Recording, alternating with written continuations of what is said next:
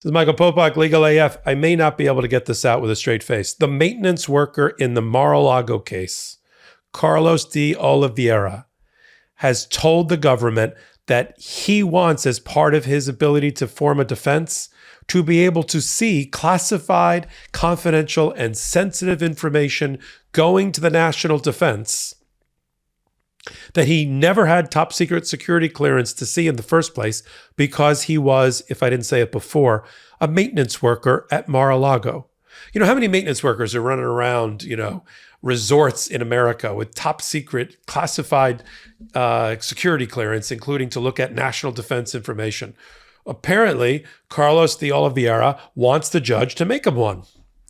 Now, the government came back in its filing because the judge, in her infinite wisdom, said, hey, you want a protective order, Department of Justice, and you want to protect the ability for Walt Nauta, the body man, valet, butler guy, and Donald Trump himself from seeing, using, unfettered the actual classified information of the United States that belongs to you and me.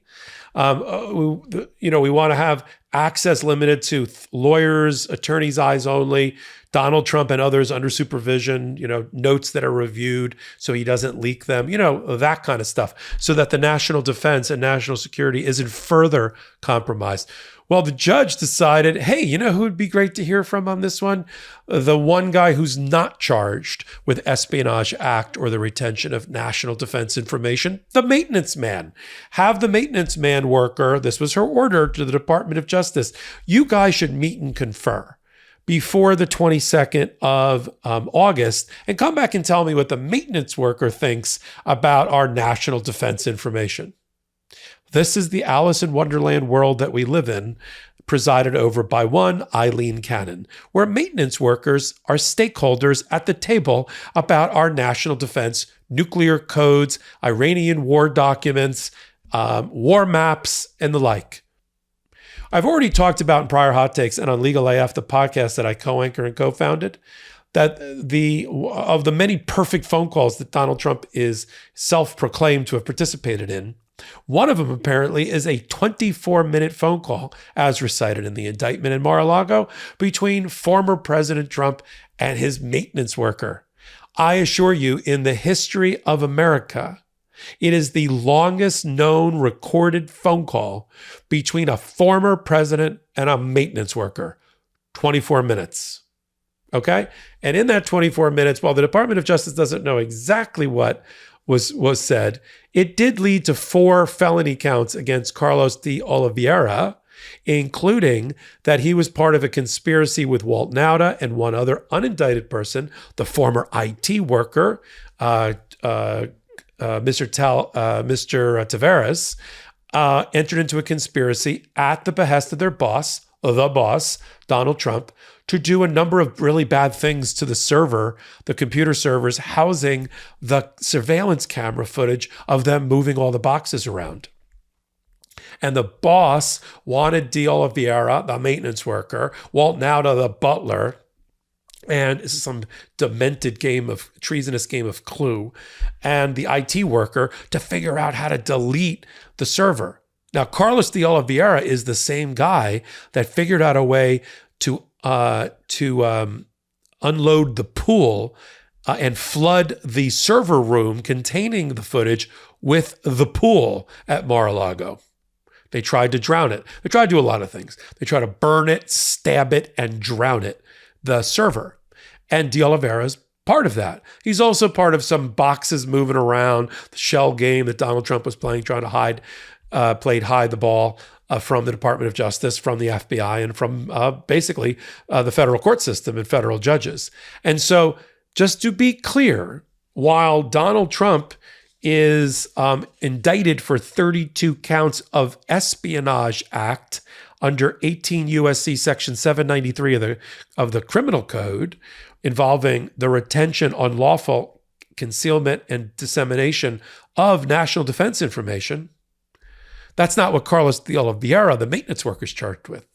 He's charged with obstruction of justice, which is the catch-all that the Department of Justice uses when somebody gets in the effing way of their investigation because they give false statements, they try to conceal or alter or destroy evidence, servers, surveillance videos, or do other things to get in the way of justice. You get hit with an obstruction of justice charge.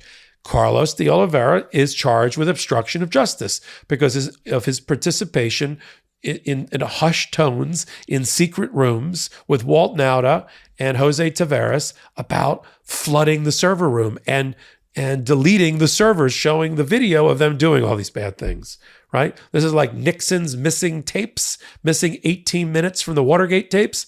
This is worse. This is Donald Trump trying to drown the Watergate tapes to keep it from being disclosed to the Department of Justice and the FBI. And these are the henchmen he was using to do it. As you know, I'm a trial lawyer, and when I'm not breaking down the latest legal filings of the day for you on Legal AF, I'm jumping from courthouse to meeting, and it can be exhausting and, frankly, dehydrating. That's why I started using Liquid IV. Liquid IV is the #1 powdered hydration brand in America and is now available in a sugar-free option. With 3 times the electrolytes of the leading sports drink, plus 8 vitamins and nutrients for everyday wellness, Liquid IV hydrates 2 times faster than water alone. And you can keep your daily routine exciting with 3 new flavors: white peach, green grape, and lemon lime. I love how Liquid IV makes me feel. After having Liquid IV, I feel ready to take on the day at full strength. Also, the packaging is super convenient and makes it super easy to carry with me for when I need it most. My favorite flavor is the white peach. It's robust and super satisfying, but you can't go wrong with green grape and lemon lime either. Just 1 stick of Liquid IV in 16 ounces of water hydrates you 2 times faster and more efficiently than water alone. There are no artificial sweeteners and 0 sugar, with a proprietary amino acid allulose blend for a sweet taste without the calories or raised blood glucose levels you get from sugar. And of course, it's non-GMO and free from gluten, dairy, and soy. Liquid IV believes that equitable access to clean and abundant water is the foundation of a healthier world. They partner with leading organizations to fund and foster innovative solutions that help communities protect both their water and their futures. To date, Liquid IV has donated over 39 million servings in 50-plus countries around the world. Real people, real flavor, real hydrating. Now sugar-free. Grab your Liquid IV Hydration Multiplier sugar-free in bulk nationwide at Costco, or get 20% off when you go to liquidiv.com and use code LegalAF at checkout. That's 20% off anything you order when you use promo code LegalAF at liquidiv.com. Now, Carlos de Oliveira, yes, is charged with other things in the superseding indictment. He's charged with trying to destroy or conceal an object. That's a federal crime. A conspiracy to obstruct justice, which I just talked about. And he gave a false statement, which is the other way. It's a catch-all for the Department of Justice and the FBI. You come in and talk to the FBI, you need to tell the truth. And when you don't tell the truth and you've perjured yourself, it's now become a false statement, and that is a separate crime. But none of the things I just described have anything to do with for the ability of the defendant, Mr. de Oliveira, to be able to look at our top secret classified national defense information documents. What was on the videotape he was trying to delete is irrelevant. That he was trying to do it is what he needs to try to defend himself against. That he moved a box that contained nuclear codes or the Iranian war plans or a war map is irrelevant. He doesn't need to know what was in the box. That's not going to give him a defense. It's just that he moved the box. So he doesn't get to see, hey, here's the thing that was on the server that you tried to delete. I mean, he's going to try to argue, I guess, I need to see it because if I'm able to destroy the character of the thing and argue successfully through a fit of alchemy somehow that it is not what the government presents, it's not a national defense information document, you can't charge me with that crime. I sort of get it.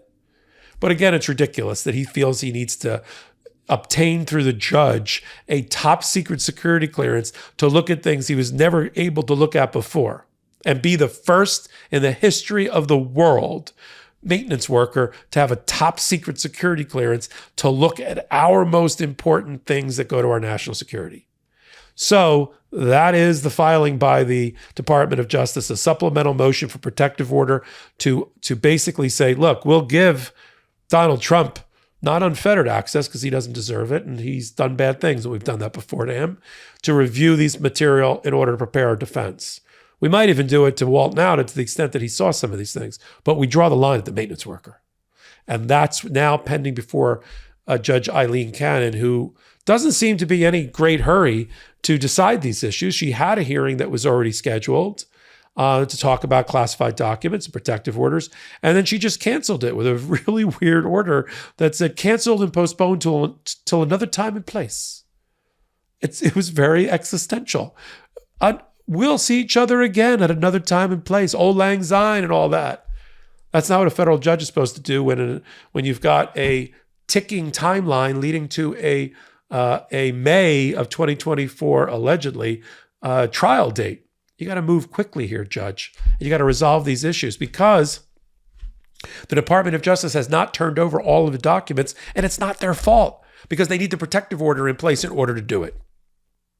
Same protective order that, similar to what Judge Chutkan is about to enter in the District of Columbia in the bigger, more robust Jack Smith case about the election interference against Donald Trump.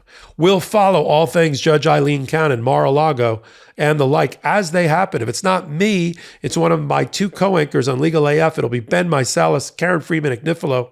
If you like hot takes like this one, you're going to love what we do more in depth on a long format podcast called Legal AF. It's only in one place. Free subscribe to the MeidasTouch YouTube channel. Get them over to 2 million total subscribers. We then put it on audio also for free on Spotify, on Google, on Apple, everywhere you get your audio podcast from. And we usually end up in the top 50 in the world in news and analysis because the three of us combined have over 75 years of legal experience in courtrooms just like this one. I'm a practicing trial lawyer. And if you like what I'm doing, give me a thumbs up here. For this particular hot take, you can follow me, Michael Popok, on all things social media, including now on Threads, at MS Popok.